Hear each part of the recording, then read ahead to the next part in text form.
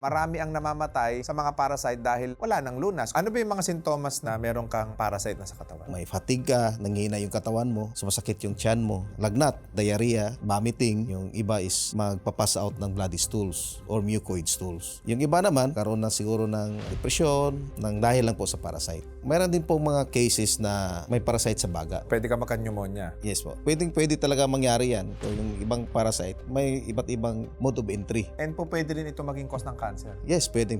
Baka mamaya bulati lang pala ang sakit natin. Yung pinabayaan natin. Nagka-cancer na tayo. Nagkaroon na tayo ng maraming mga ailments. Ano yung binibigay niyong gamot kagad doon? Binibigyan muna namin ng internal cleansing. Naturally. Naturally. Ano ang best way na kailangan natin gawin para ma-eradicate natin ito sa katawan natin? May mga treatment option dyan, yung anti-parasitic agent. Pero kung titingnan mo in terms of clinical practice, in-undergo namin ng internal cleansing Kailangan i-detoxify. para maganda yung absorption. Is there any natural remedy or yung mga kakainin natin upang naturally ma-flush out sa katawan natin? Ano-anong mga pagkain? Marami po, like dark choco, Ano pa? yung mga herbs, sina tea, green tea, mga sangkap na garlic, turmeric, clove, at marami pa rin. Pero nasa magandang ratio and proportion po yun para maging effective po siya.